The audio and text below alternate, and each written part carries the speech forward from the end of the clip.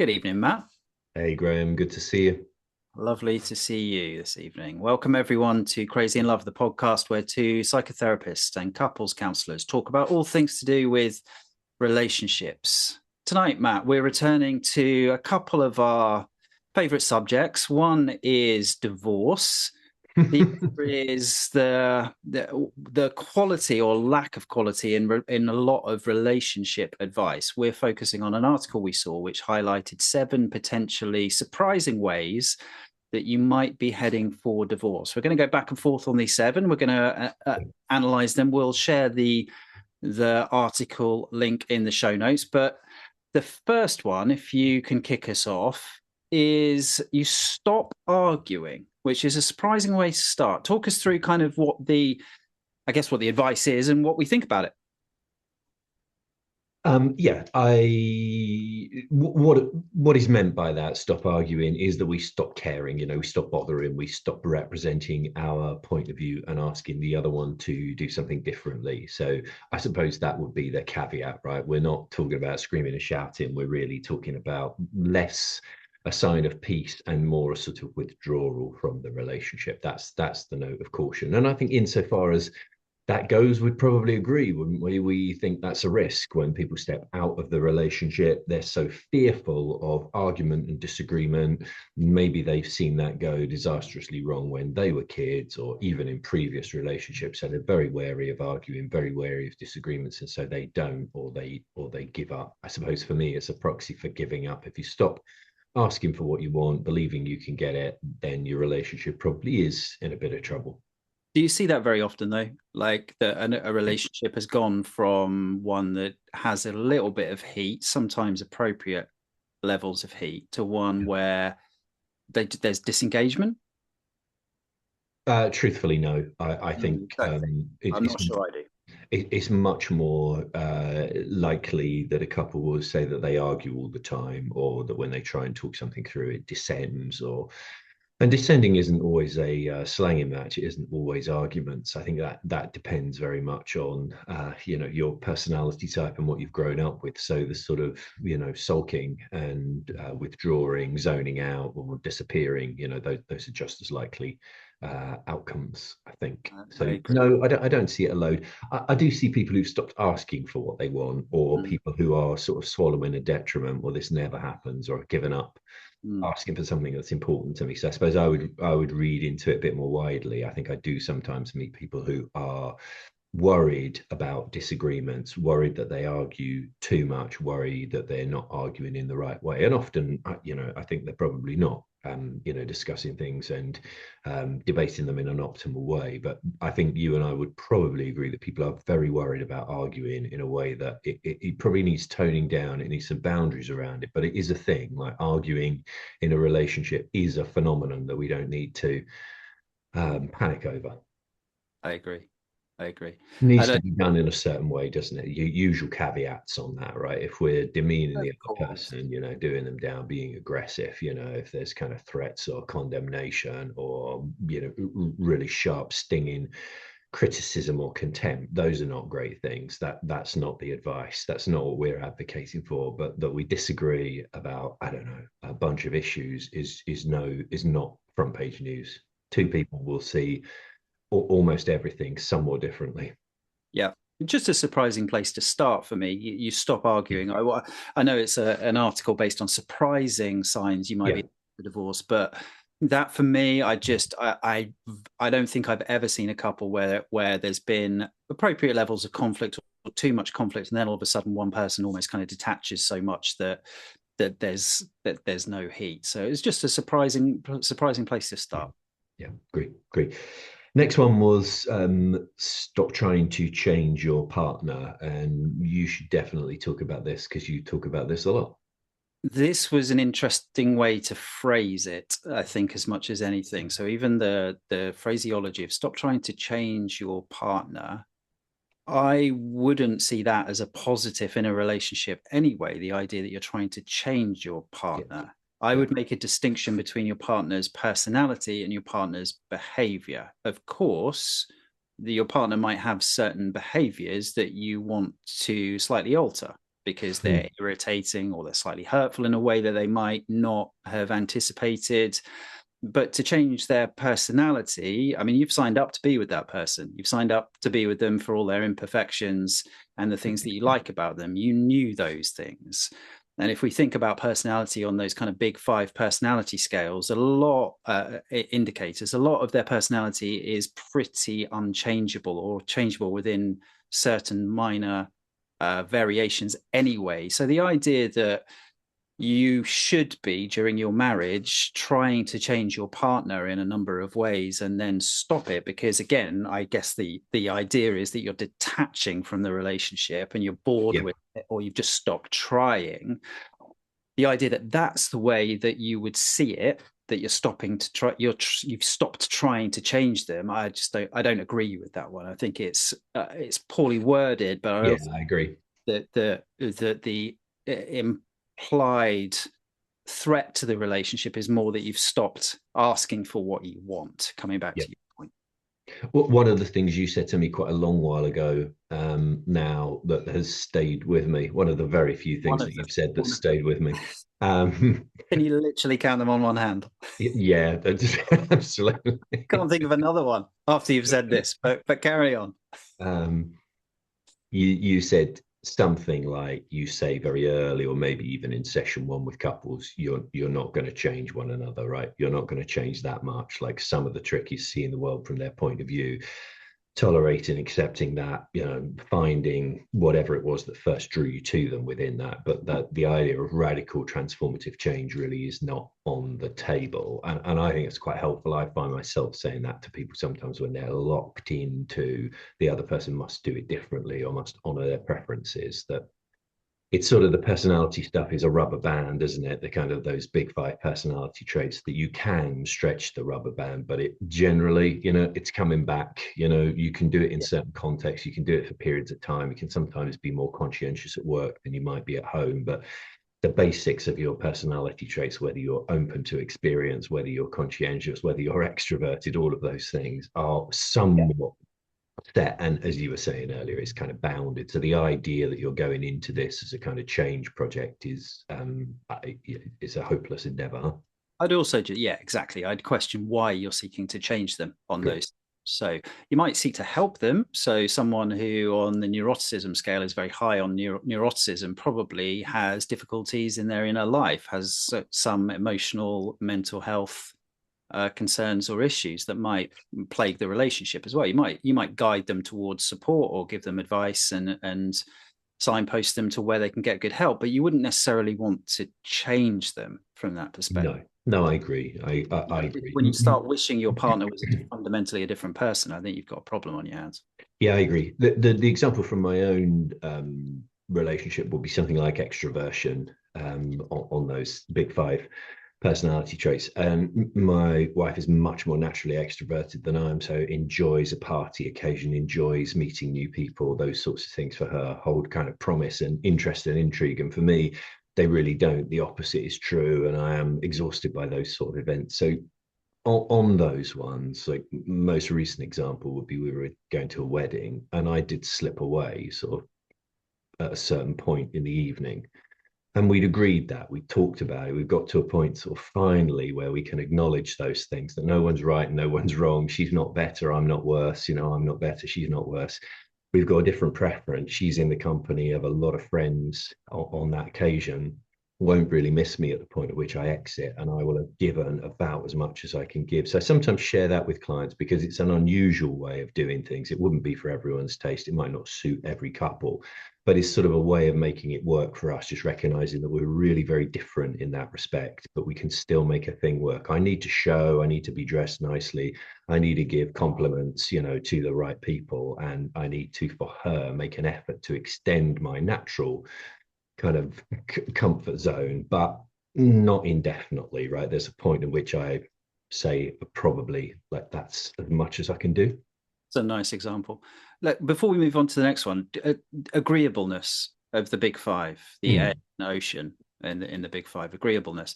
I think that ties probably most directly to some of the behavioral change we advocate within a relationship. Like if you're genuinely on one end of the agreeableness scale, on the kind of more negative end of the Yeah, agreeableness scale, and you're not really being thoughtful, considerate, you're being a bit of an arse, quite selfish potentially, yeah, from that perspective, that probably is some behavior that you might want to ask to change. You might not, or yeah, at least ask your partner to be mindful of it and yeah, sure. Yeah, potentially bite their tongue from time to time, etc. So that's again the difference between trying to haul them towards the agreeableness end of the spectrum. I don't yeah, imagine you fall in love with someone who is at the extreme end of that spectrum unless you're very, very clear about who they are, right? yeah, And their other qualities. But you might want to nudge them to just be mindful of that, of how that impacts you and hurts you potentially, and then ask them to just rein it in. yeah, yeah, yeah, yeah, yeah, definitely. I completely agree. Good. The next one, you don't say thank you anymore.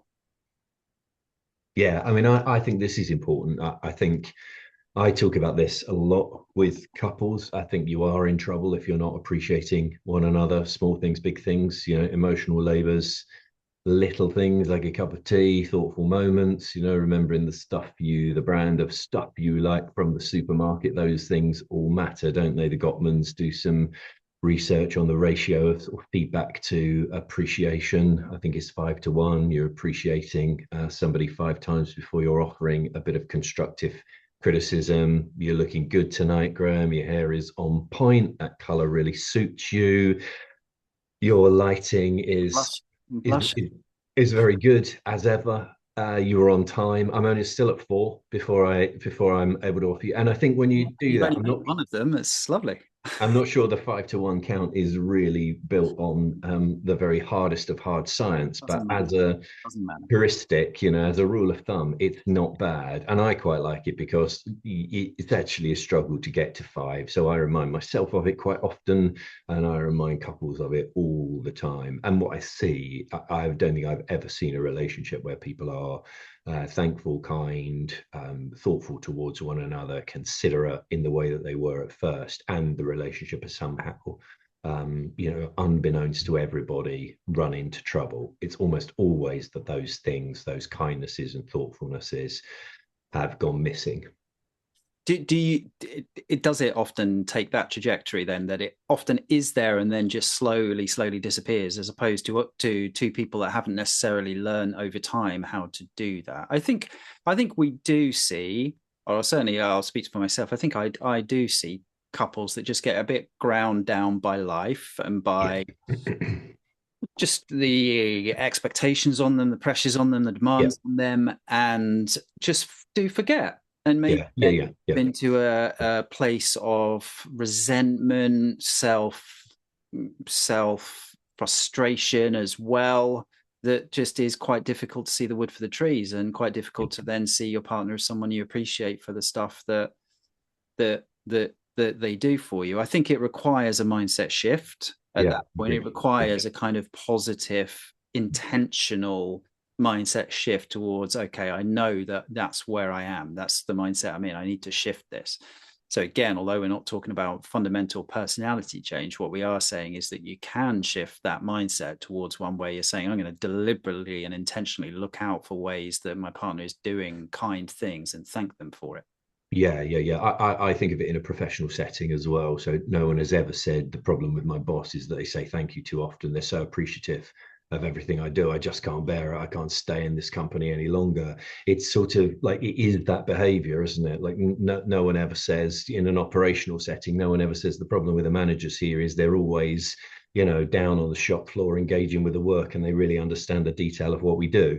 It would be a complaint about being micromanaged, but more often it would be a complaint about we never bloody see anyone. It's a lack of appreciation, isn't it? And I think that reads into the relationship. There's an assumption that you're not being appreciated, and there are also data points. You haven't been appreciated. No one did notice that you did the kids sandwiches, or you remembered it was World Book Day, or whatever it might be. Yeah.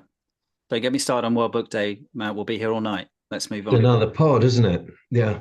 It's another pod that I'm not sure anyone wants to listen to us talk about World Book Day, if I'm honest.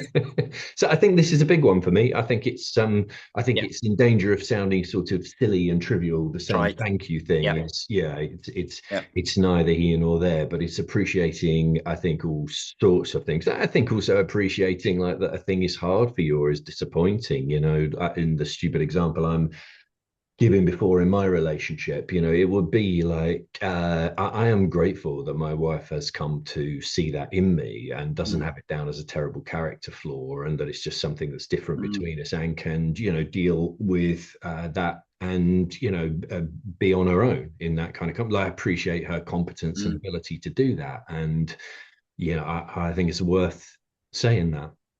One final thing before we move on, I agree with all of that. Is the positive reinforcement on it? I Mm. think Yeah, that in terms of it being a virtuous cycle, that the more you notice, the more yeah, you're trying to notice, the yeah, more you'll appreciate your partner, the more you'll appreciate them for who they are and what they're doing. yeah, Whereas it is so easy to miss some of the day-to-day things they're doing, not just because they love you, but because they yeah. appreciate that that's what's required to facilitate the lives that you've built together. It's some I don't know who says this. It might be Scott Galloway, but my boys say to me, it's so unfair. And my little lecture following his, I think, is like, it is unfair, but it's unfair in your favor. You're massively lucky. So if they want to go there, I do that speech to them. And I think about that in our lives.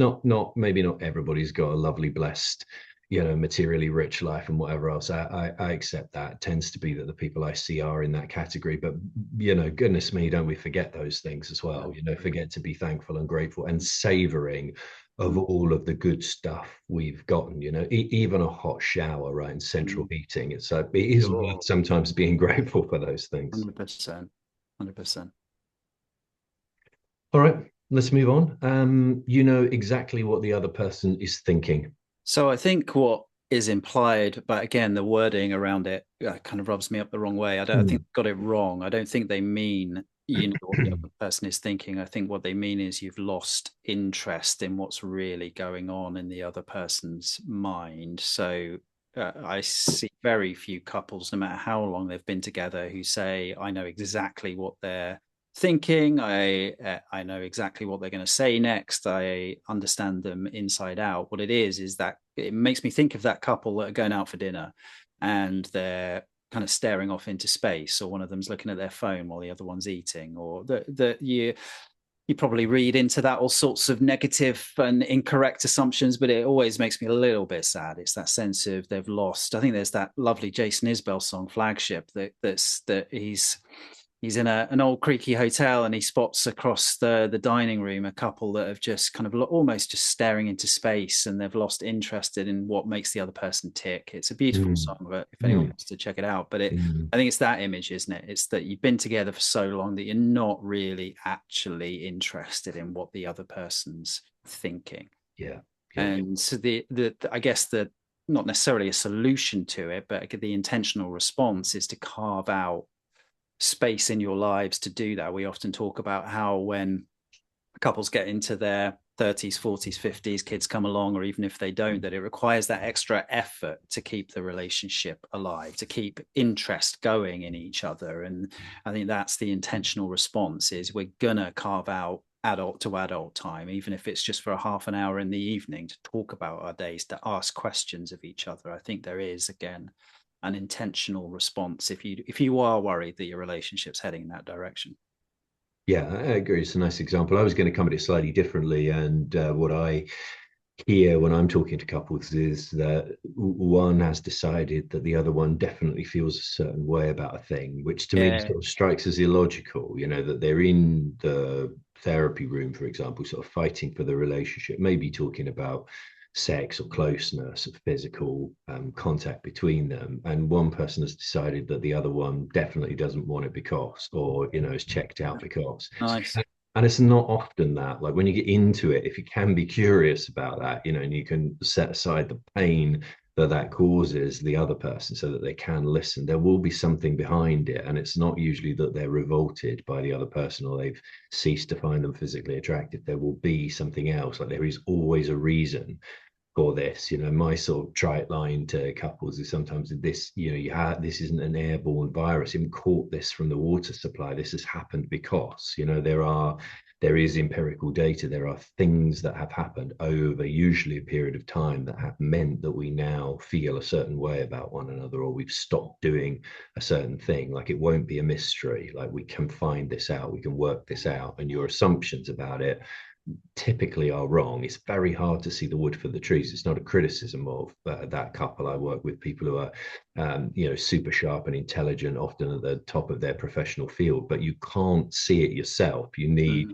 I think, someone else in there working with you to do that. But when I see it, I'm like, it's because we're not doing often these quite fundamental things that we've taken our eye off. And don't do those over time. If it was exercise or something, don't do that over time and see what happens. You would have no strength in that joint or in that muscle. And that's my analogy. It's quite a similar theme to you stop arguing, right? So I think the example is just detachment, lack of interest. And your additional really helpful point is around assumptions, I guess, that there's a lazy assumption that can kick in, that how someone thinks and feels about something important. That's a helpful addition. Might be extending this far too far, but the song you mentioned, it made me think he sings that at the relative start of the relationship in my terms, and there's a sort of, I like it, and he might even know what he's doing, but there's a smugness in that song almost, that they're in love, that their physical relationship is. And even some kind of classic romantic tropes. He's going to stand outside her window and throw rocks at it to get her attention, right? A kind of classic trope. Some love. Yeah. I completely agree. It's an early stage romantic eulogy, isn't it? And there's something about being with somebody over a long-ish period of time that you do know a bit about them as well. So I suppose just to be a bit more subtle about this, like, I think I would say I know some ways in which my wife may well tackle a problem, and she knows the way that I would come to think about something, and so the sort of endless curiosity bit I can find that a bit cloying or a bit overwhelming. I'm being asked to be like endlessly curious about something. It's like, that's not quite how I feel sometimes. Oh, just, a moment ago we were talking about the big 5 personality traits and how they're pretty robust. Our partners are not on a daily surprise to us. If they were, it'd feel like we were living with different people every day. Yeah. Good enough. What's the next one? Am I asking you about the next one? Is that where we are? Come on. It was better in rehearsal, wasn't it? One of you goes to bed early every night. Oh, I think I was actually supposed to ask you this one. I think you were. I think I've been unduly blamed. I like how quickly you deferred to my authority in that situation. Yes. Well, that's me all over. Very, very good. The next one is one of you goes to bed early every night. So that's what I just said. You're asking me, are you? No, I'm not. I was just reiterating it, but for no purpose. It feels like you're getting irritated in a way that might signal an early sign of our divorce. But I'll plow on. It's passive aggressive, isn't it? It's not very passive. Are you? Go on. You. Why don't you take it? I think this again signals detachment, right? So the idea is one of you is just going up early to bed every night is a sign that you're, well, I guess, not wanting to spend quality time together before bed. B, probably not that interested in sex if you're going up early to bed. Sure. Your partner. C, just a general sense of detachment and wanting to get an early night rather than spend time with your partner. So I think on its own, obviously, there's lots and lots of couples, including some that I work with, who sleep in different beds, for example. Yep. Quite regularly, 5 days a week, or go to bed at different bedtimes because of work, etc. So the principle of going to bed early, not a problem. The consistent pattern of it, particularly at a certain stage in the relationship, I would see that as a kind of a warning sign to question and pay attention to. What do you think? I agree. I would definitely get into that. I'd want to know. I think that's often what's happening, isn't it? And Yeah. So that said, I also think there's a lot of it around, and sometimes it's really sensible, isn't it? So particularly when the babies are little, the kids are young, there's a lot of co-sleeping and there's a lot of going in and out of bedrooms, which I also wonder about the wisdom of, but that really is another podcast. But I think that does often drive people to different arrangements. I think if that's a short-term thing that's literally whatever gets you through the night, then that might work. I think I would want to put back in some time where you then do reconnect, Yeah, You yeah, probably do both need to be horizontal in the same space to have sex most of the time, don't you? Certainly after you've had kids, right? That's how it's going to happen. yeah. And it's very few relationships that can sustain without that, right? Again, it's a different podcast, isn't it? But broadly, by and large, for most people, they feel like really sad about the world when that's off the table and their advances are routinely rejected or nobody comes on to them and tells them that they're desirable. So I think it's a big, amber flag, flashing light. It's a warning sign. Yeah, it's a warning sign that there's other things. I don't think if it's a relationship where this is happening and it is a warning sign, unlikely to be fixed with a solution of just go to bed at the same time together. It's more Sure. Yeah. Yeah. indicative Absolutely. of emotional and physical drift over a number of years that Yeah, I agree. you would Yeah. need to do some pretty important gear changes Yeah. in a Yeah. I lot agree. of different areas of your relationship rather than just say, let's go to bed at 10 every night.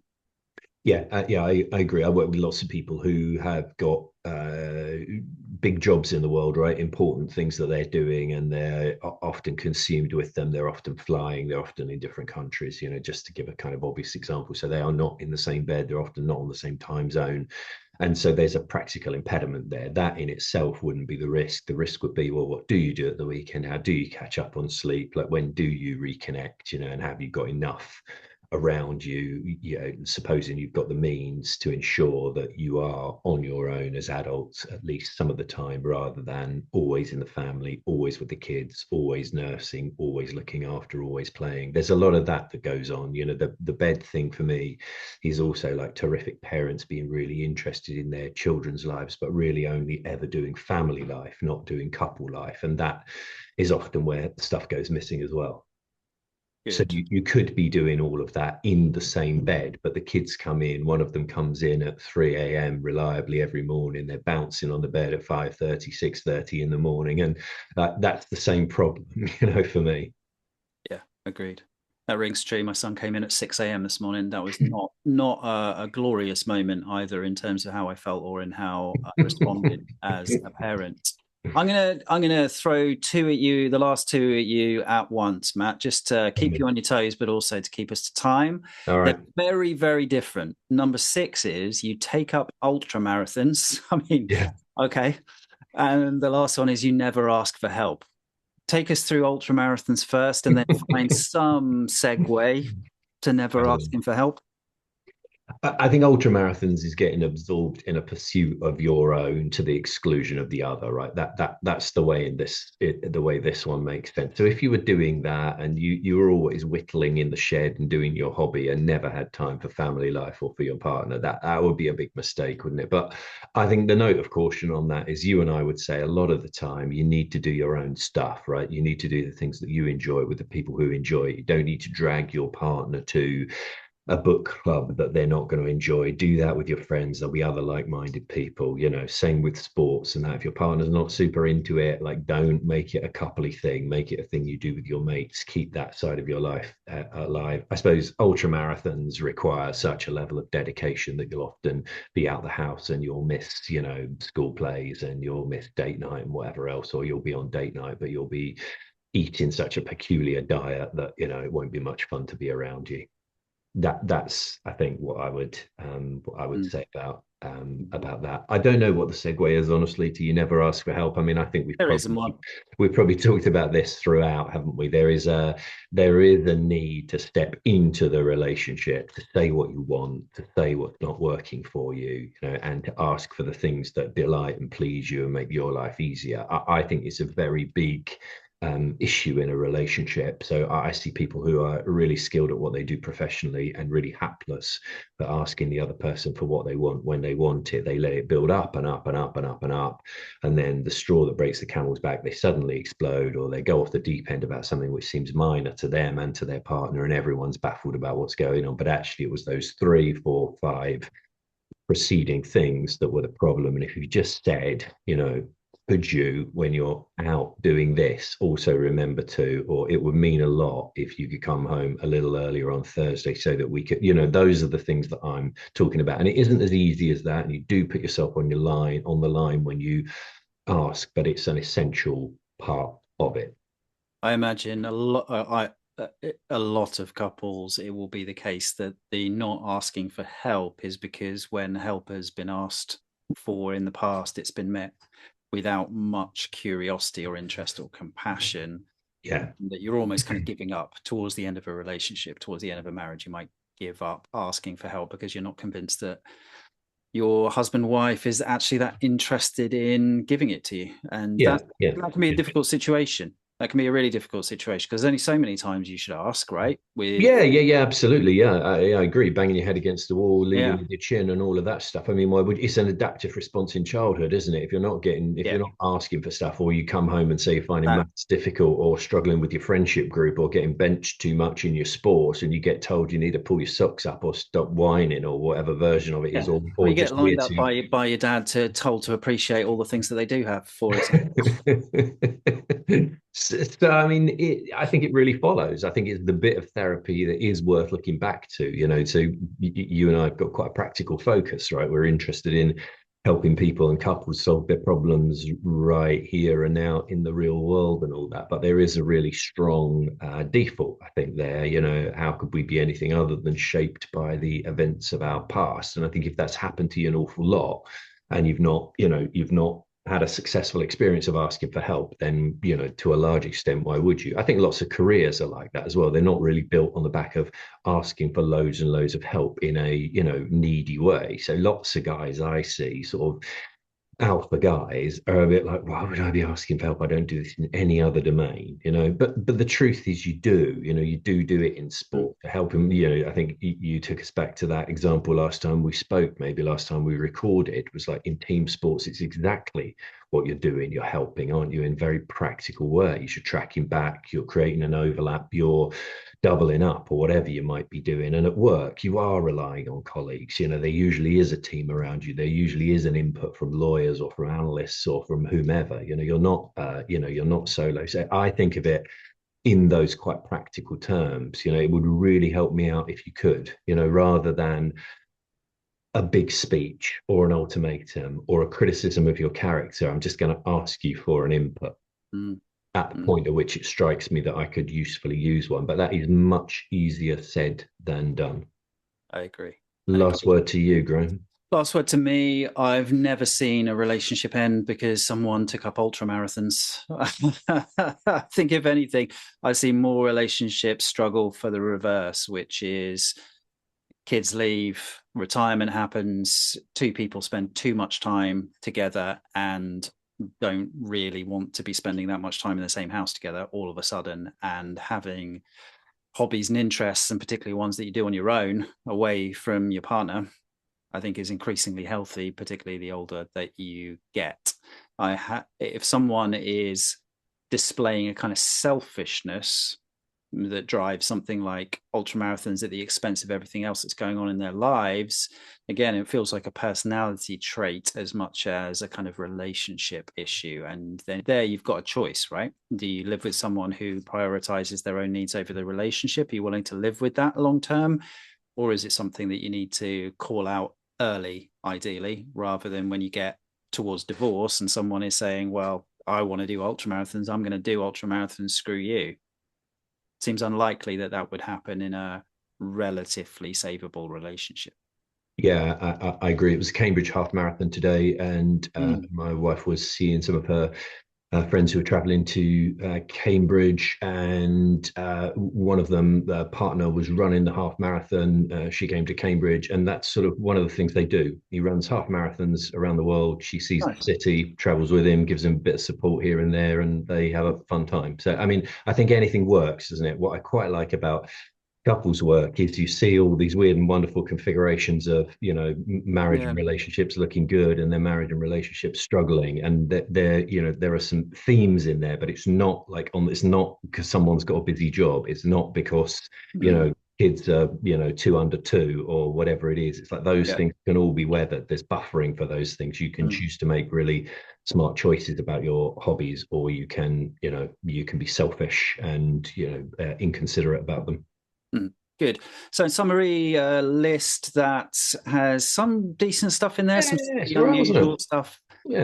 Anything. I always ask you this question right at the end. Anything missing? Any obvious kind of signs you're heading towards divorce that you thought, well, that's weird. It's not on that list.